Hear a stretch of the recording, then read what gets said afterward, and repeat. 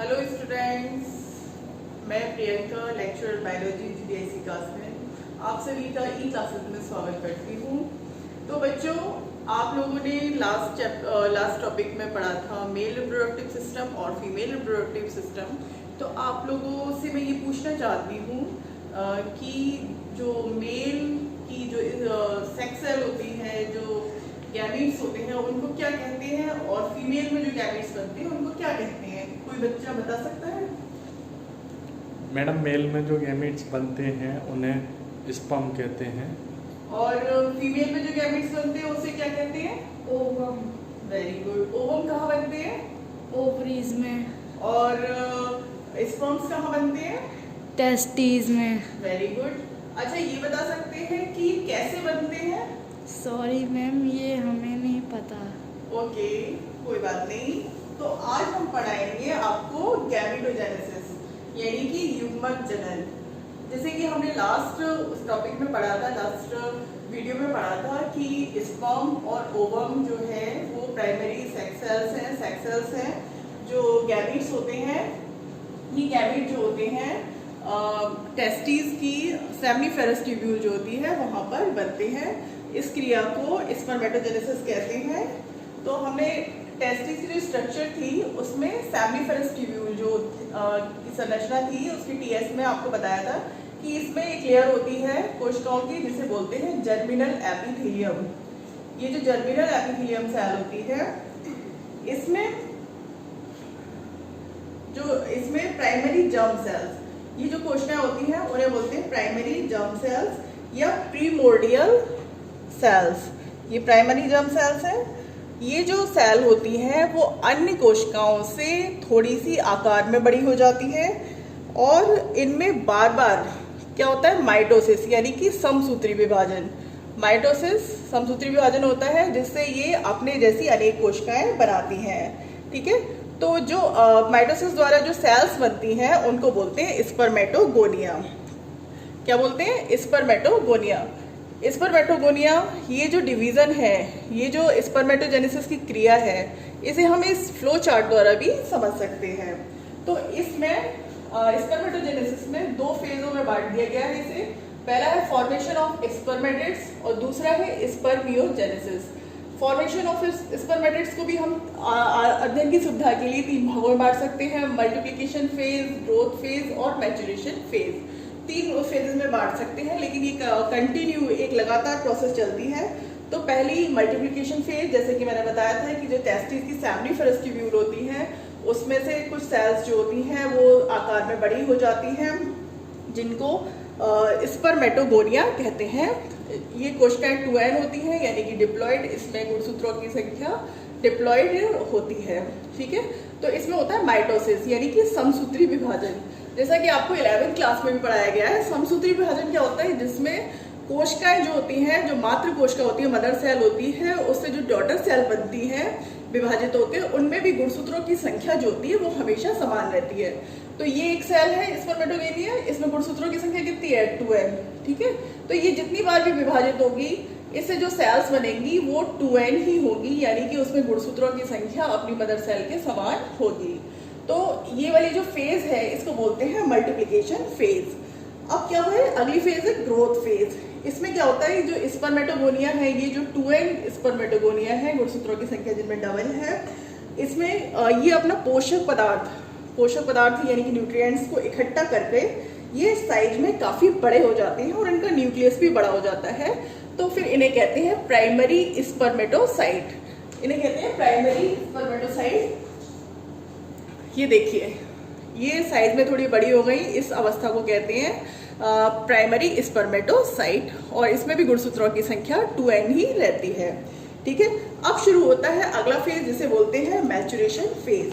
Maturation phase में cell divide होती है मियोसिस द्वारा। मियोसिस आपको पढ़ाया गया है। मियोसिस मीन्स होता है अर्धसूत्री विभाजन।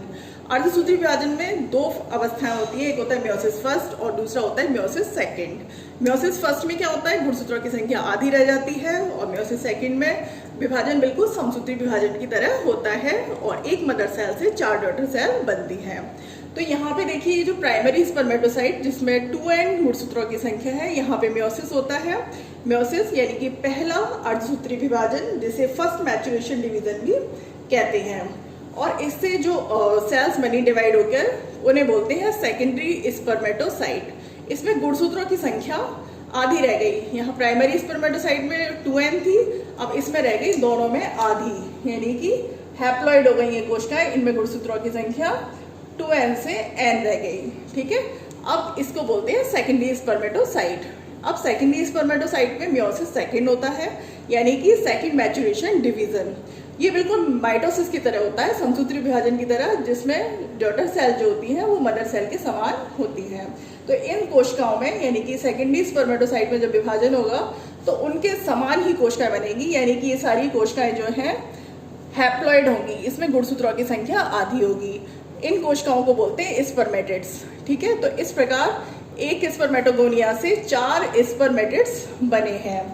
अब क्या होता है, ये यहाँ तक की जो प्रक्रिया है इसको तो हम कहते हैं फॉर्मेशन ऑफ स्पर्मेटिड्स। अब क्या होता है, स्पर्मियोजेनेसिस। स्पर्मियोजेनेसिस का मतलब होता है शुक्राणु का निर्माण।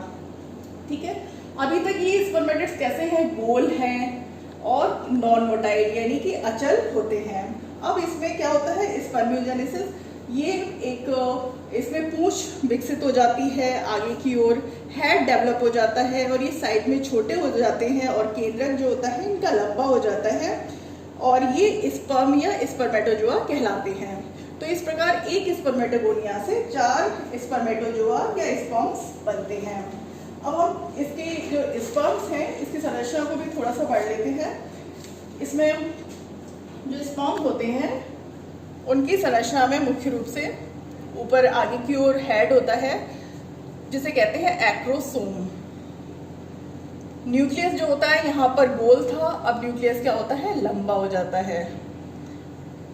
न्यूक्लियस लंबा हो जाता है और इसमें नेक होती है। मिडिल पीस में यहाँ माइटोकॉन्ड्रिया होता है जो स्पर्म्स को एनर्जी प्रोवाइड करता है ताकि ये तीव्र गति से ओवम के पास पहुँच जाए और उसे फर्टिलाइज कर दें।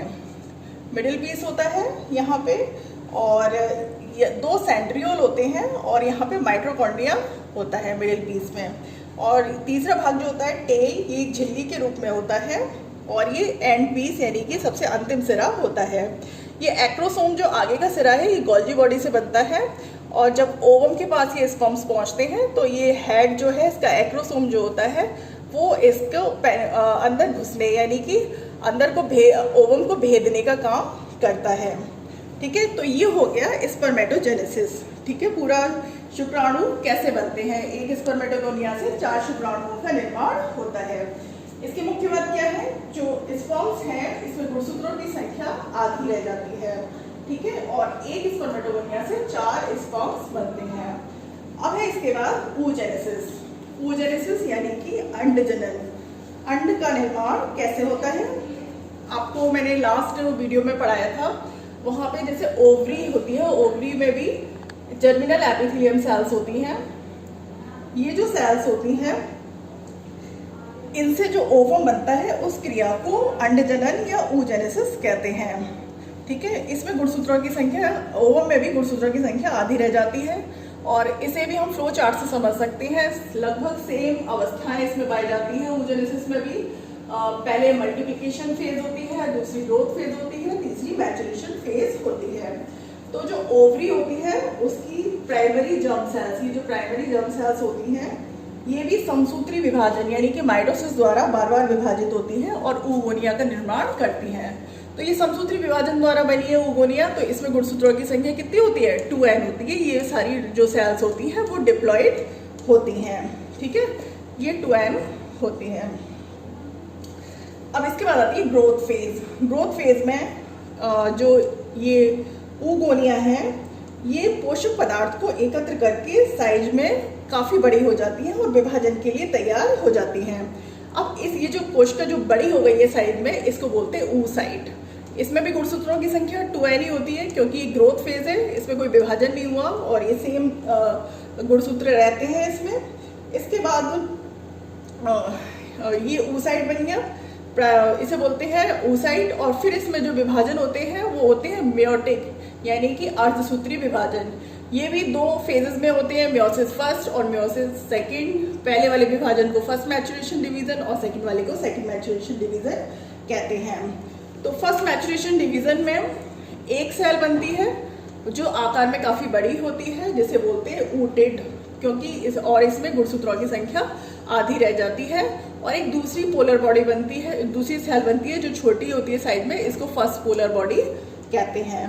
अब इसमें फिर सेकंड मियोसिस होता है, फिर इसमें एक बड़ी सेल बनती है और एक छोटी, और पोलर बॉडी में भी विभाजन होता है, उसमें भी उसी समान कोशिकाएं बनती हैं, और गुणसूत्रों की संख्या इनकी जो होती है वो मदर सेल के समान होती है। तो ये इससे ऊटेड से तो हैप्लॉइड ओवम का निर्माण हो जाता है और एक पोलर बॉडी बन गई, और फर्स्ट पोलर बॉडी से ये 2 पोलर बॉडी बन जाती है। इस प्रकार 3 पोलर बॉडी और एक ओवम का निर्माण हो जाता है। बाद में ये पोलर बॉडी जो होती है वो नष्ट हो जाती है। ये जो सेकंड मैचुरेशन डिवीजन है ये तब होता है जब शुक्राणु ओवम में प्रवेश कर जाता है, उस समय ये सेकंड मैचुरेशन डिवीजन होता है। यहाँ तक का जो डिवीजन होता है वो पहले हो चुका होता है, लेकिन ये वाला डिवीजन जो होता है शुक्राणु के प्रवेश करने के बाद ही होता है। तो इस प्रकार ये हो गया oogenesis, यानी कि ओवम का निर्माण। ओवम का निर्माण oogonia से ओवम के निर्माण की जो क्रिया होती है उसको oogenesis या अंडजनन कहते हैं। जो ओवम होता है उसका साइज जो होता है वो होता है 0.1 mm व्यास। इसका जो व्यास है वो 0.1 mm होता है, और इसका जो बड़ा आकार होता है उसमें संचित, इसमें यॉक नामक एक पदार्थ होता है पीले रंग का, वो उसके संचय के कारण होता है। सभी जंतुओं का जो परिपक्व ओवम होता है वो सामान्य कोशिका से कहीं अधिक बड़ा होता है। तो ये हो गया oogenesis। अब हम पढ़ते हैं difference between the spermiogenesis and oogenesis। देखिए डिफरेंस क्या है, इसमें डायग्राम में बिल्कुल क्लियर दिखाई दे रहा है। यहाँ एक स्पर्मेटोगोनिया से 4 स्पर्म्स बन रहे हैं और एक oogonia से केवल एक ओवम बन रहा है। तो पहला अंतर ये हो गया। दूसरा अंतर क्या है, इसमें कहीं भी पोलर बॉडी नहीं बनती है और यहाँ पे पोलर बॉडी बनती है, ठीक है। और अगला अंतर है स्पर्मेटोजेनेसिस में जो सभी सेल्स होती हैं उनमें साइटोप्लाज्म का जो डिवीजन है वो बराबर होता है, यानी कि स्पर्म बिल्कुल एक से बनते हैं, जबकि यहाँ पे साइटोप्लाज्म का डिवीजन जो होता है अनइक्वल होता है, ठीक है। और स्पर्म जो बनते हैं वो मोटाइल होते हैं, जबकि ओवम जो बनते हैं वो नॉन मोटाइल होते हैं, गोलाकार होते हैं। और स्पर्म जो होते हैं उनका शरीर जो होता है, उनकी जो बॉडी है वो सिर, धड़ और पूंछ में बटी हुई होती है। ये हो गए डिफरेंसेस। समानता, मुख्य समानता यही है कि इनकी जो फेजेस हैं मंडी की वो समान होती है। इसमें भी मल्टीप्लिकेशन फेज पाई जाती है, ग्रोथ फेज, मैच्योरेशन फेज, तो दोनों में इक्वल रूप से पाई जाती है। और दोनों में ही जो मैच्योरेशन फेज है उसमें 2 विभाजन होते हैं, और फर्स्ट डिवीजन में गुणसूत्रों की संख्या जो होती है वो आधी रह जाती है, और इससे लास्ट में जो गैमेट्स बनते हैं उसमें गुणसूत्रों की संख्या दोनों में आधी होती है। तो ये हो गया शुक्र दोनों में समानता है। तो इस प्रकार से ये हमारा स्पर्मेटोजेनेसिस और oogenesis जो टॉपिक है वो कंप्लीट हो गया।